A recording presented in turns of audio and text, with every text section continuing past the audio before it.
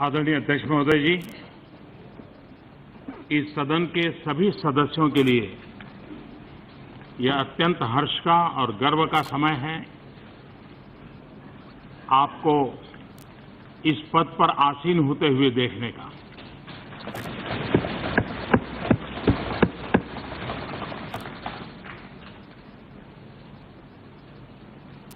इस सदन में पुराने सभी सदस्य आपसे भली भांति परिचित हैं।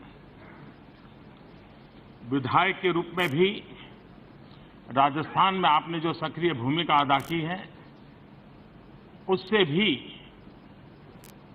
राजनीतिक जीवन से जुड़े हुए लोग परिचित हैं।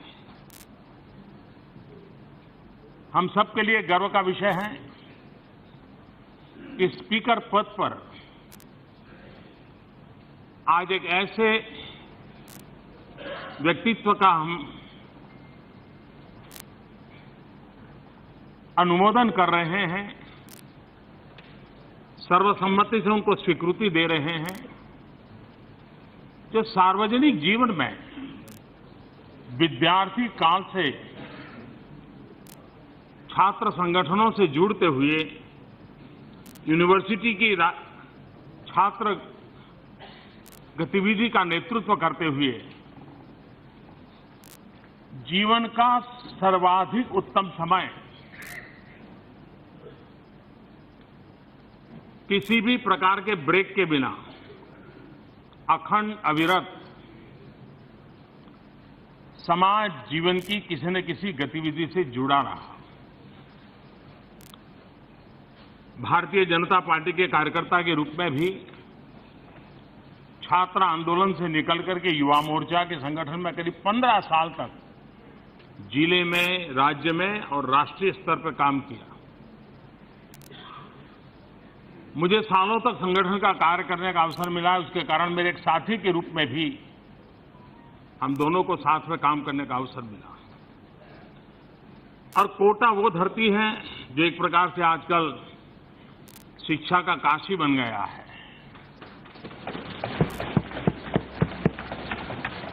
जिनके भी दिल दिमाग में कैरियर की प्राथमिकता है, वो कोटा को पसंद करता है। कोटा में रहेगा, कोटा में पढ़ेगा और कोटा से अपनी जिंदगी बनाता है।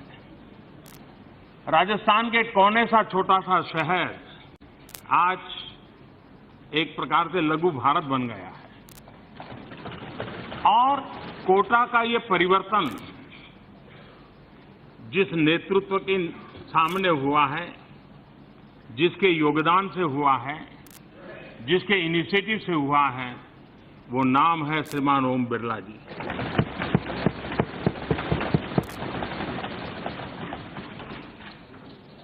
आमतौर पर राजनीतिक जीवन में हम लोगों की एक छवि बनी रहती है कि हम 24 घंटे राजनीति करते हैं, उठापटक करते हैं, तू मैं करते हैं, कौन हारे कौन जीते इसी में लगे रहते हैं। लेकिन उसके अलावा एक सच्चाई होती है जो कभी कभी उजागर नहीं होती है। वर्तमान में देश ने अनुभव किया है कि राजनीतिक जीवन में जितना अधिक मात्रा में सामाजिक सेवा का प्रोपोर्शन रहता है, समाज में स्वीकृति ज्यादा मिलती है। हार्डकोर पॉलिटिक्स का जमाना करीब करीब चला जा रहा है। ओम बिरला जी वो शख्सियत है जो जनप्रतिनिधि के नाते राजनीति से जुड़ना बड़ा स्वाभाविक था, लेकिन उनकी पूरी कार्यशैली समाज सेवा केंद्रीय रही। समाज जीवन की कहीं पर भी पीड़ा अगर उनको नजर आई तो पहले पहुंचने वाले व्यक्तियों में से रहे।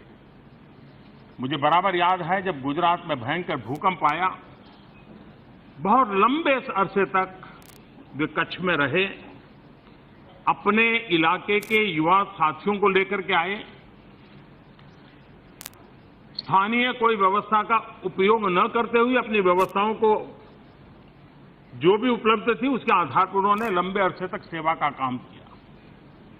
जब केदारनाथ का हादसा हुआ तो वे फिर उत्तराखंड में नजर आए, वहां भी अपनी टोली लेकर के समाज सेवा के काम में लग गए।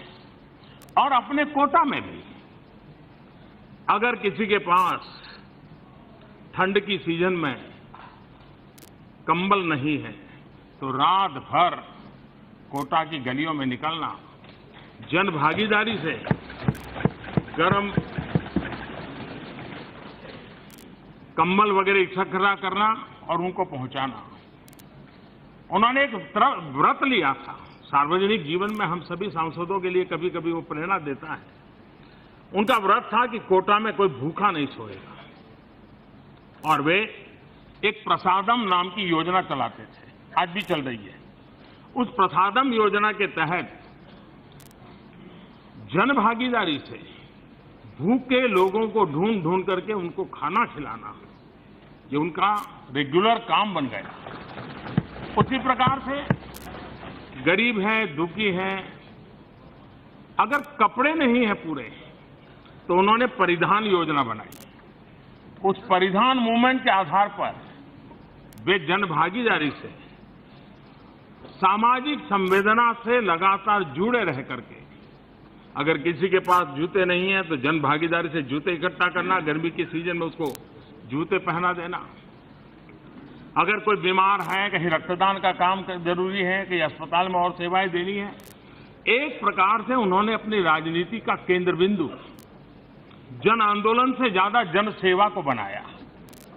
और ऐसा एक संवेदनशील व्यक्तित्व आज जब स्पीकर पद पर हम सबको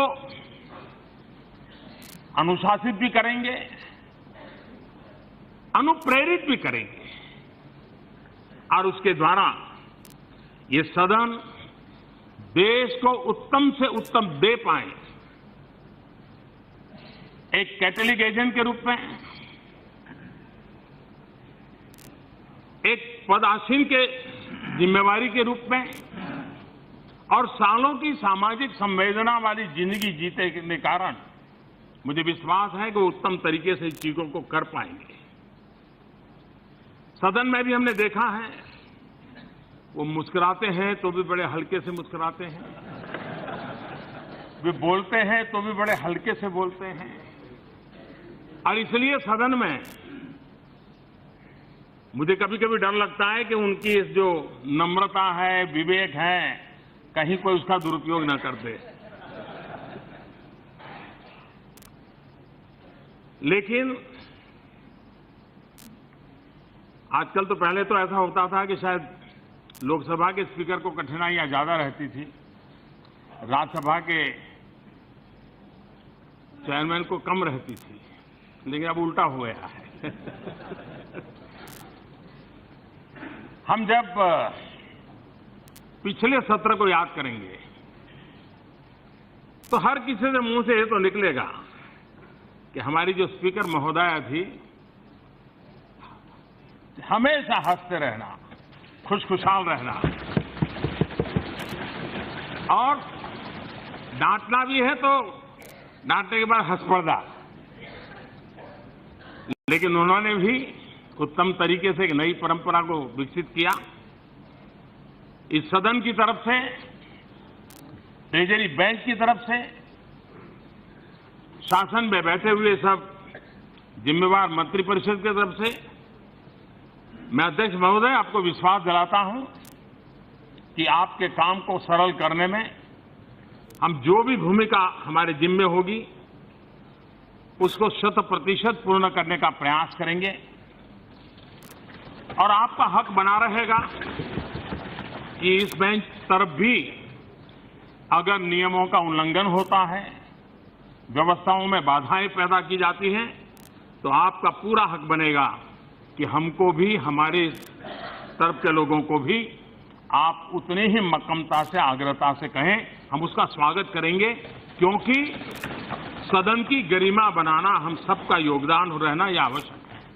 और मुझे विश्वास है, पहले तो 3-4 साल तो अच्छे जाते थे, चुनाव के वर्ष में थोड़ी गड़बड़ होती थी, लेकिन अब तक हर 3-4 महीने के बाद कोई एक चुनाव दिखता है तो लगता है कि यहीं से कुछ मैसेज देंगे।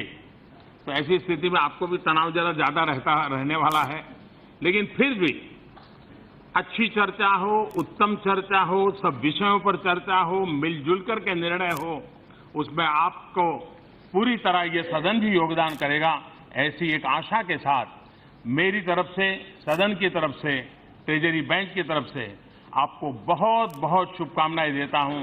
धन्यवाद।